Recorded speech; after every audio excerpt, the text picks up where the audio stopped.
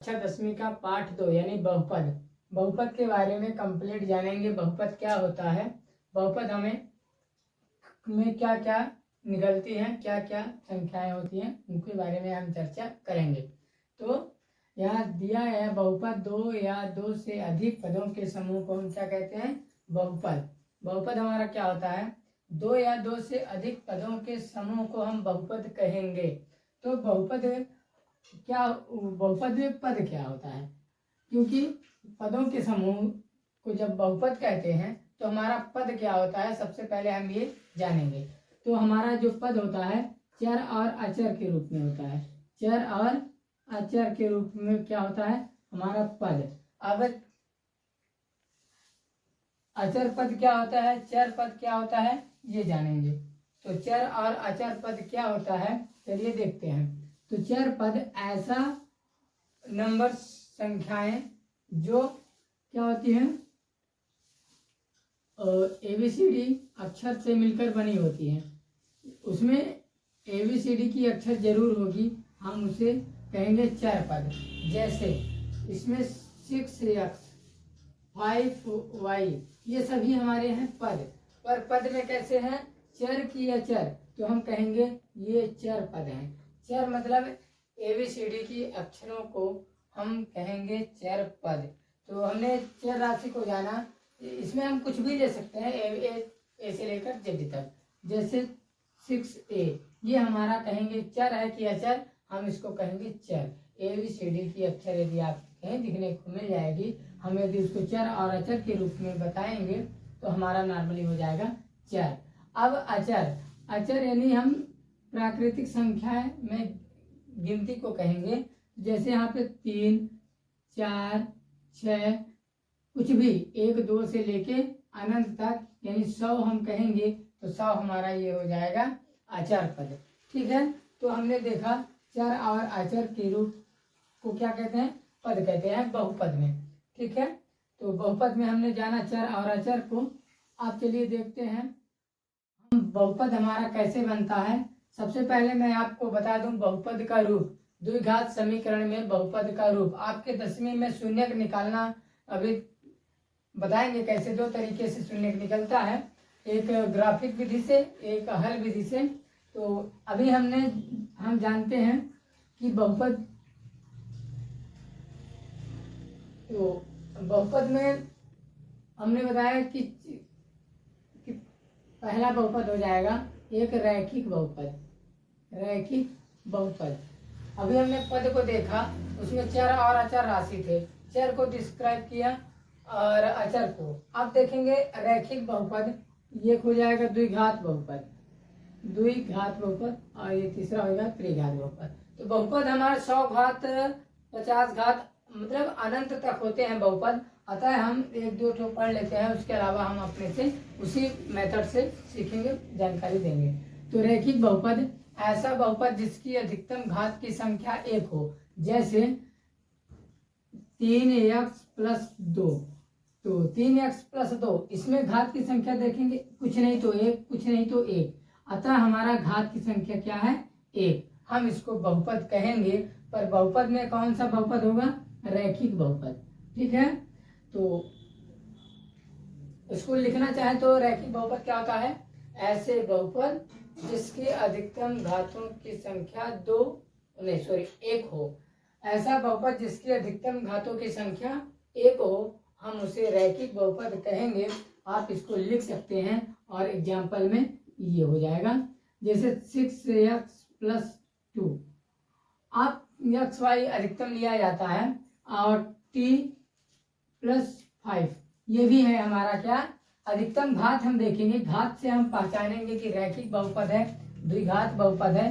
ठीक है, अब यहाँ पे और ये ऊपर में तो घात रहती है, नीचे गुणांक रहती है।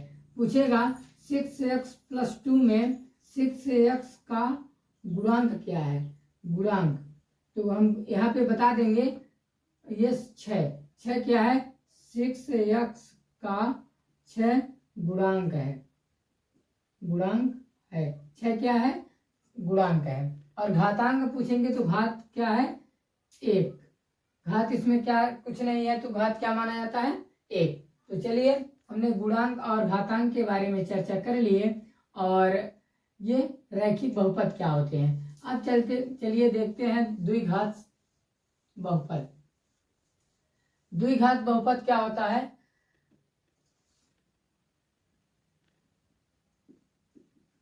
द्विघात बहुपद आप लिखना चाहें तो लिख सकते हैं, दो या दो से अधिक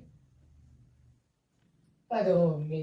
ठीक है, कम से कम बहुपद में कितने पद होंगे? 2 या 2 से अधिक, कम से कम 2 होने चाहिए। तो उसको हम द्विघात के रूप में बताएंगे।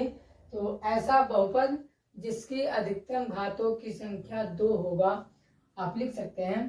तो अधिकतम घात की संख्या 2 कैसे देखेंगे?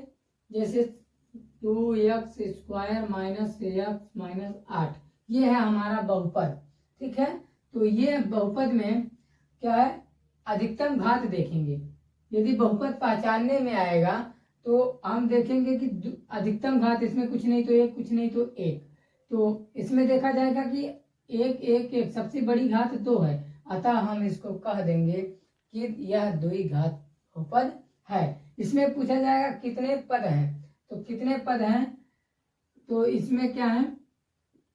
3 पद हैं। ये 1 पद हो जाएगा, ये 1 पद हो जाएगा, ये 1 पद हो जाएगा। तो ये हो जाएगा 3 त्रिपदी बहुपद है। और घात के रूप में पूछा जाएगा तो यह द्विघात बहुपद है।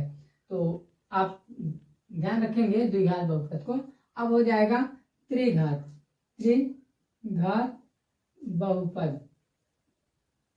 त्रिघात बहुपद में देखेंगे सेम वही परिभाषा रहेगा, ऐसा बहुपद जिसकी अधिकतम घातों की संख्या 3 हो, कम से कम 3 होना चाहिए। तो यहाँ पे जैसे x की घात 3 plus 2x² plus 6x plus 8, ये हो जाएगा हमारा त्रिघात बहुपद। तो त्रिघात में घात देखा जाएगा। त्रिघात में क्या देखा जाएगा? घात। तो घात हमारा ऊपर वाला घातांक होता है। तो घातांक देखेंगे, इसमें घात 1, इसमें कुछ नहीं तो 1, इसमें 2, इसमें 3। तो अधिकतम घातों की संख्या से हम उसको पहचानेंगे कि यह क्या कौन सी घात बहुपद है? त्रिघात बहुपद है। और इसमें पद कितने होंगे? 1 2, ये 3, ये 4, ये चर हैं, ये चर हैं तीनों, और ये एक अचर है। तो हमारा चर और अचर मिलकर के बहुपद बनते हैं।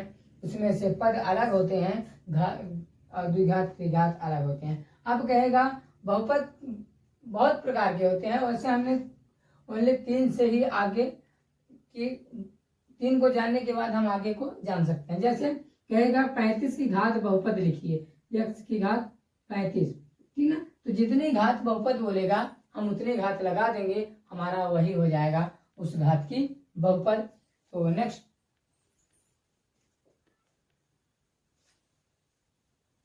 अब हम देखेंगे, पूछेगा कि बहुपद क्या रूप लिखिए। यहाँ कभी कभी आ जाता है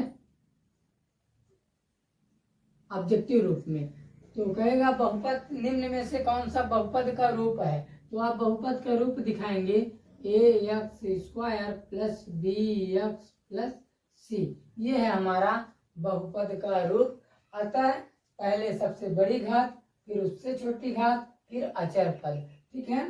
तो इस रूप में हमारा होता है बहुपद। यदि इसी को बोल देगा bx plus ax² plus c, ये बहुपद तो हो जाएगा। जैसे a कोई संख्या मान लेंगे, b कोई संख्या मान लेंगे, c कोई संख्या मान लेंगे, तो हमारा ये क्या हो जाएगा? बहुपद तो हो जाएगा, पर ये बहुपद का रूप का नहीं होगा। तो अतः हमारा ये बहुपद का रूप ये सही है, यानी घटते हुए घातों के रूप में व्यवस्थित करना ही बहुपद का रूप कहलाता है। तो नेक्स्ट, आप चैनल को सब्सक्राइब एंड वीडियो को लाइक जरूर करें, ताकि हमारे आने वाले वीडियो सभी आपके लिए महत्वपूर्ण हो और आप तक जल्द से जल्द पहुंचे। जय हिंद।